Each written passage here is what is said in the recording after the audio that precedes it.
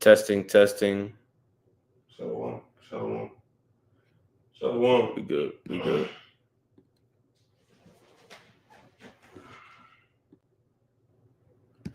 All right, Shalom. Shalom.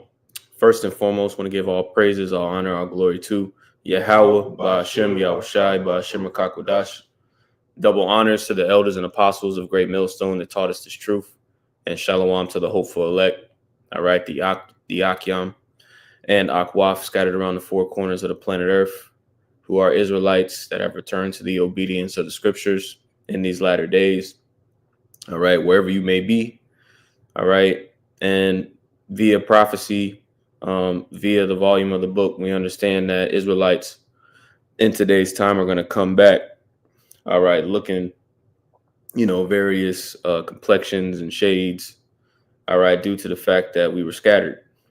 All right, so this isn't a black Hebrew Israelite thing. Matter of fact, that whole term in itself is really a psyop. Yep.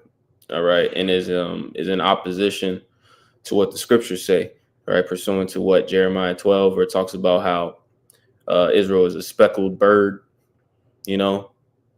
But in this lesson, I don't want to get too off track. In this lesson, I want to go into the restoration that was promised to the nation in the latter days. All right. So I'll entitle the lesson, I will restore thy judges as at the first, which is a precept in the book of Isaiah, the first chapter in the 26th verse. All right. Did you have anything you wanted to bring out? No. I'm going to start at verse 24 in this Isaiah 1. All right. This is Isaiah chapter 1 and verse 24. It says, therefore saith the Lord of hosts, the mighty one of Israel, I will ease me of mine adversaries and avenge me of mine enemies. All right. And we see that taking place. All right. With the Lord lining up World War III. All right. With the Lord lining up, famine, pestilence, plagues, and the sword. Right. We see the Lord setting the stage basically for mass deletion, mass death, man. That's not an accident. That's not random. You had something? Well, I was going to say, the spirit party, how about Shmuel Shai? He has Esau in a ultimate trick bag. All right, because Esau thinks that it's him doing all these things, but really it's Yahweh Shmuel Shai, putting forth, judgment, because what's that? They have walked in great pride. And Babylon Great, is one of the pridefulest nations that are on the face of the earth right now. All right, even though all of them have their instances of being proud, but it's going to all culminate through the spirit party of Shmuel Shai to execute judgment upon this earth through his men. You got it. Khan, this is back in Isaiah chapter 1, and it says in verse 25, it says, and I'm gonna read verse 24 again. It says, therefore saith the Lord of hosts, the mighty one of Israel, I will ease me of mine adversaries and avenge me of mine enemies, and I will turn my hand upon thee. And if I can make a point on that too, the Lord's enemies aren't just that of the heathen. All right. Now we know our enemies. All right. Pursuant to the book of Psalms 83. Right. That outlines, the enemies of the nation of Israel. All right. But we got Israelites that are enemies too. Yep. The 2/3. Right. The 2/3. All right. These hirelings. Yep. All right. That are mangling the word, making merchandise of the ministry. All right. The scriptures say what? He that I want to butcher it. He who is not with me is against me, man. There is no gray area in this thing.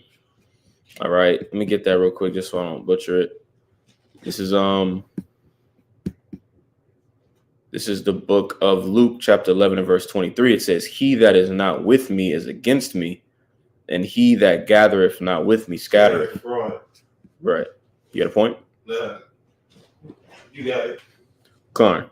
I'm gonna read this again.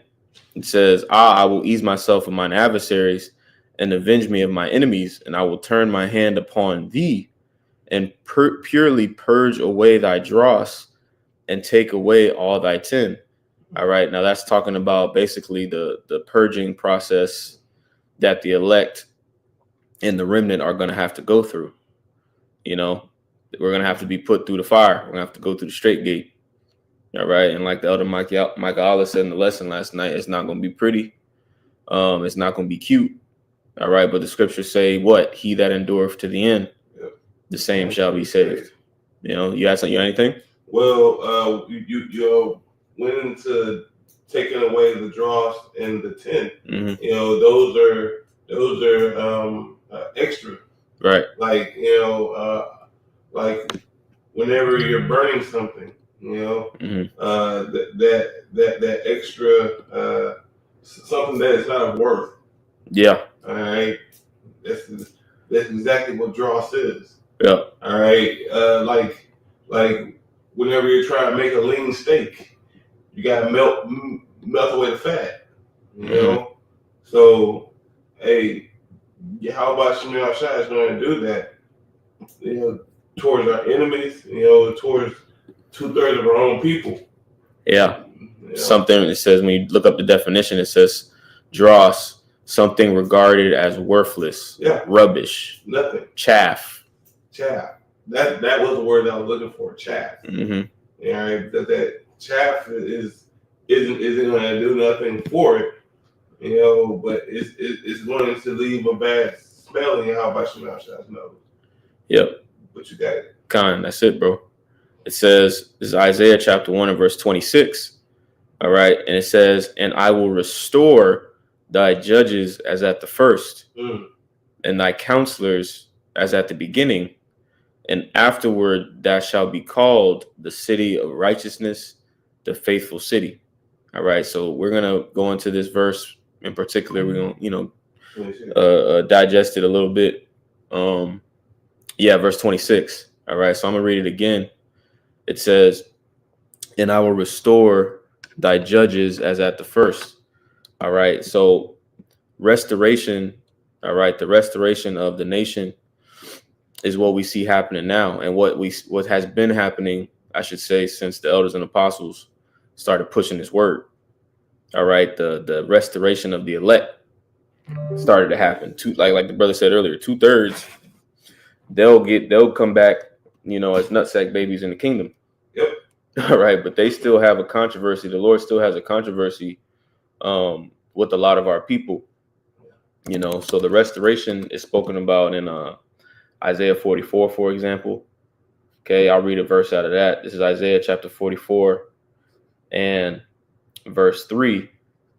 I really got to start at the top. It says, Isaiah 44 and 1, it says, yet now hear, O Jacob, my servant, and Israel, whom I have chosen.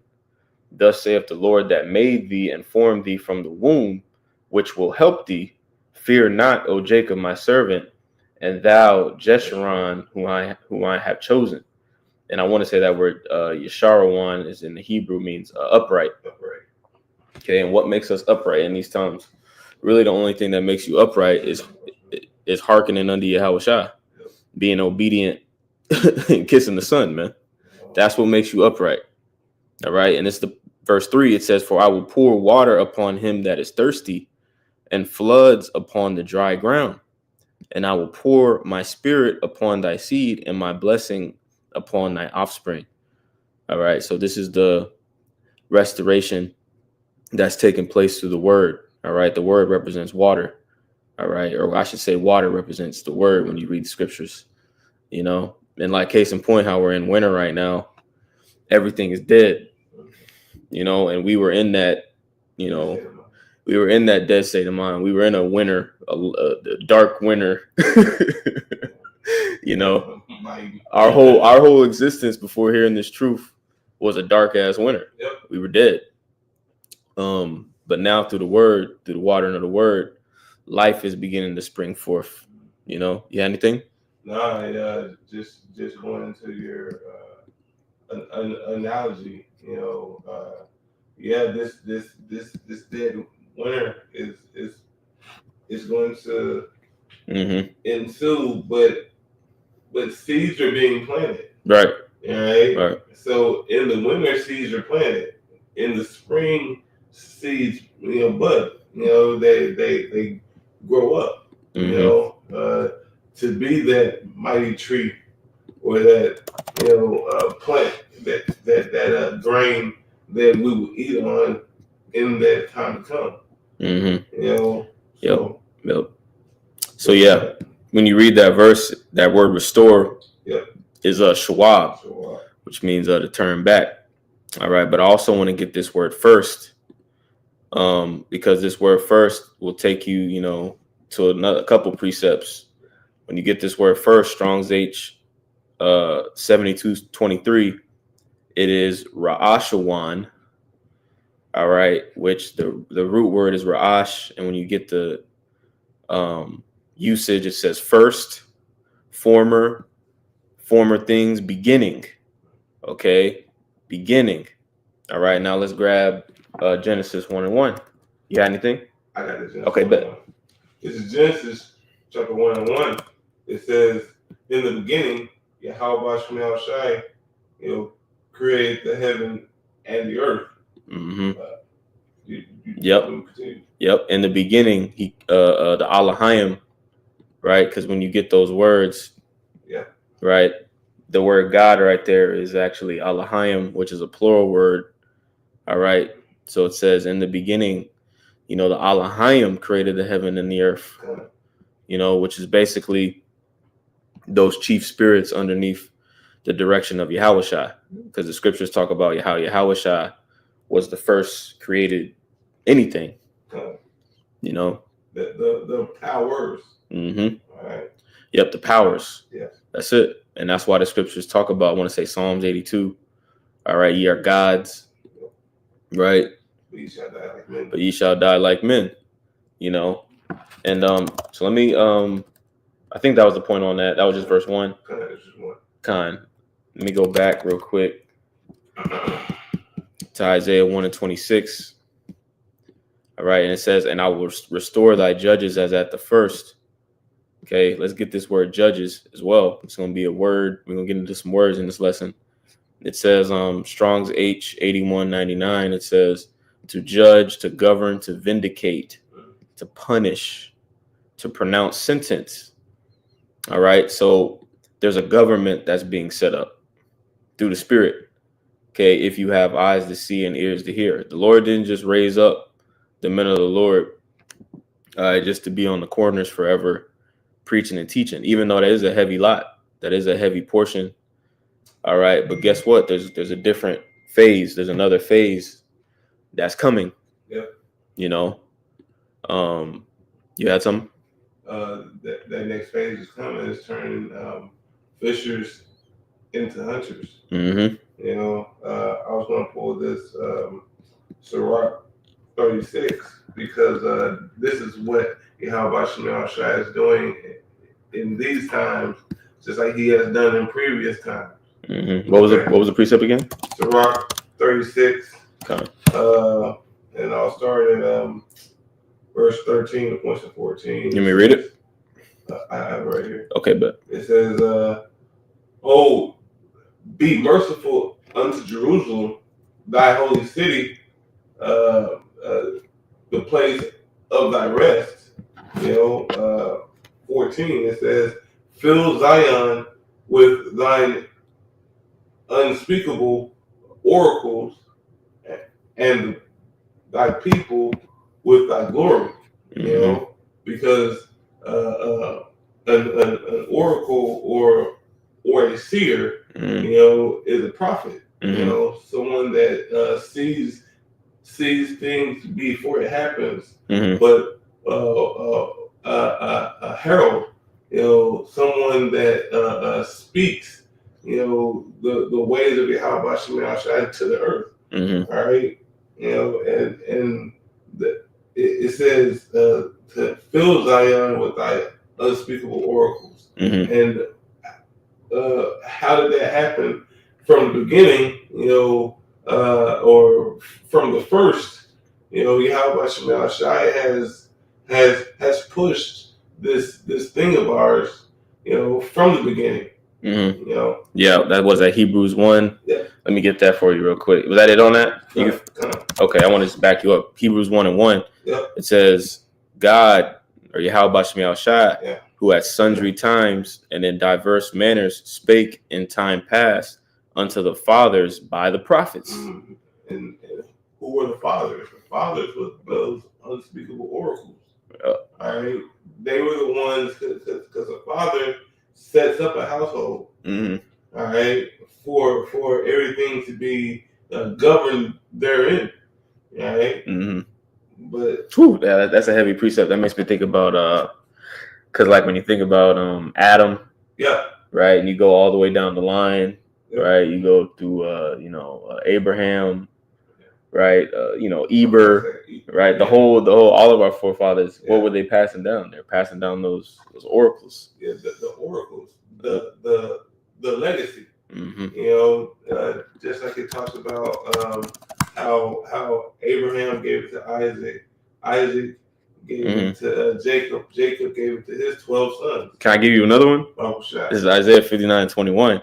It says, "As for me, this is my covenant with them," and that word "covenant" is a heavy word too, because it basically means it's barayath. I want to say in the Hebrew, which basically means like an alliance, right? An alliance, an agreement. Yeah. Okay. So it says, "As for me, this is my covenant with them, saith the Lord, my spirit that is upon thee, and my words which I have put in thy mouth shall not depart out of thy mouth, nor out of the mouth of thy seed, nor out of the mouth of thy seed's seed, saith the Lord, from henceforth forever." And that came out of the mouth of the seed of Yahweh, all right, which is Yahweh Shai, which was the seed that was planted in the 12 tribes, all right, which is the seed that is about to bear fruit.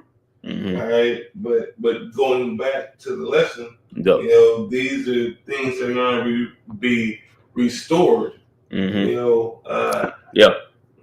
All this is going to be restored because the judges was the ones back in their days, that brought forth this whole thing as well. Mm-hmm. But you got it.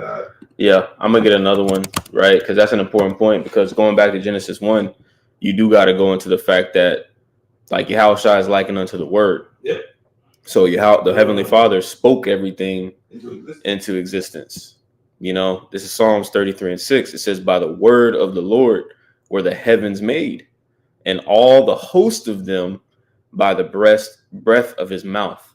Right, and the host of them is that's us. That's Lord willing. That's us. That's the elect underneath the Word. Yeah, which is Yahweh Shai. Yeah, kind of under King David. Right. The 12 whole 9. So it's just like the Word has ensued and said. How the order is going to be set up. That's a spirit. That actually takes me to my next precept. You have anything? You got it. Okay, this is Matthew 19:28 or 27. It says, the subheader is the disciples' reward. All right. And really, when you just analyze the word reward, right? Meaning what? Again. It says, "Then answered Peter and said unto him, Behold, we have forsaken all and followed thee. What shall we have therefore? And Yahweh Shai said unto them, Verily I say unto you, that ye which have followed me in the regeneration, when the Son of Man shall sit in the throne of his glory," right, which is the house of David, throne of David. It says, "Ye also shall sit upon 12 thrones, judging the 12 tribes of Israel."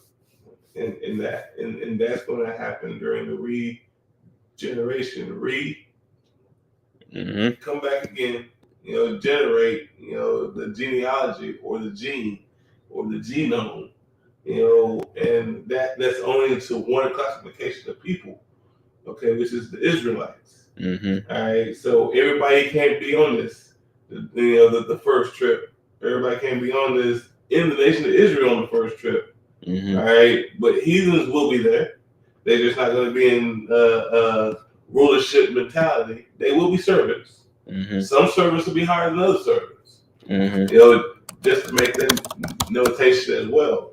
Mm-hmm. You know, because we got some people that's misconstruing, you know, the doctrine. Yeah. But you got it. So I can. Yeah, I want to get a little bit of this word. You were touching on it. Regeneration. When you get that word, palingenesia, I'm just going to get a little bit of this. There's Greek lexicon. It says new birth, reproduction, renewal, recreation, man. All right. So again, like reincarnation is a major part of the book. Ecclesiastes 1:9, the thing that hath been is that which shall be. And that which shall be done. Is that what shall be done. You know, there's no new thing under the sun. There's no new thing. Like we're not new. You know, this doctrine isn't new. Right? It's a song that never ends, bro. Mm-hmm. This is and that's the joy of this thing of ours, bro. Yahweh Shem Shai has put it into play. Right? And we're just living it out. Yep. A little bit more. It says the restoration of a thing to its pristine state. Woo! Its renovation as the renewal or restoration of life. And that's how Yahweh Shem Shai is going to set up the continuation of life. You know? Yeah. And it goes back to the word, like in Ecclesiastes 8, when it says the word where the word of the king is, there is power. Yep. You know, all this goes back to the word, man. The voice. The scriptures talk about the voice in other scriptures. You know, like that's our power source, the will of Yahweh Shem Shai, spoken. Which is why we preach. Is why we do what we do. You know, through the Spirit. You know, I have a quick one, and then I'm gonna go to the next precept. This is Psalms 22, verse 30 and verse 31. It says, "A seed shall serve him, and it shall be accounted to the Lord for a generation." All right, and we hope to be that seed. You know, we believe through the Spirit that if we endure to the end, we are that seed. You know, it says, verse 31. It says, "They shall come and shall declare his righteousness unto a people that shall be born, that he have done this." Right. So in this verse, or in these couple of verses, it's prophesying, it's projecting unto the future that there would be a seed in the latter days that will be born, and that would be declaring the righteousness of the Lord. All right, showing you that the Lord always planned on restoring the nation. He didn't cast away his people forever, man. Because you do got niggas, you got Christians, scholars, you know, teaching that replacement theology, man. Yeah. Mm-hmm. You had a point? Yeah, this is Wisdom of Solomon, chapter 10, verse 15 and 16. It says, "She delivered the righteous people, you know, going to the nation of Israel. Mm-hmm. You know, she delivered the righteous people and the blameless seed from the nation that oppressed them. You know, going to Egypt. You know, but now in decline times, days of Esau, Edom. You know, because they're playing the same role." Verse 16, it says, she entered into the souls of the servants of Yahweh Shem Shai and withstood dreadful kings and wonders and signs. Mm-hmm. Okay, because that's what this whole thing that we're in is going upon. All right, because holy hell is coming for the nation of Israel, just like it did in ancient times back in Egypt. Okay, mm-hmm. You know, but like the lessons going into, it's going to have to happen through the elect, through the first fruits. You know, through a form of a restoration. Mm-hmm. You know, because we have to go through it to get to it. Mm-hmm. You know, but so like no, you good. It's just saying that. I say. Any more on that? You got it. Con, I'm gonna get this real quick. Acts 3:19. All right, it says, "Repent ye therefore and be converted, that your sins may be blotted out, when the times of refreshing shall come from the presence of the Lord." All right, and that word refreshing, all right, ties into what we're talking about. The Lord restoring, our judges. All right. Because Yahushua is already restored. Yahushua already conquered death, right? He's in the heavens. He's making things happen on the planet Earth right now. All right. But once he comes back, all right, and he wages war on the planet Earth, pursuant to Revelation 19, right? Starting at like verse 11. Once he cleans this thing up and the elect are changed, they're gonna be joint heirs. They're gonna take part in that process of refreshing everything, Because he's coming back for us. Right. He has to come back for us because he said that he was going to do that. He said that he was going to come back and beautify.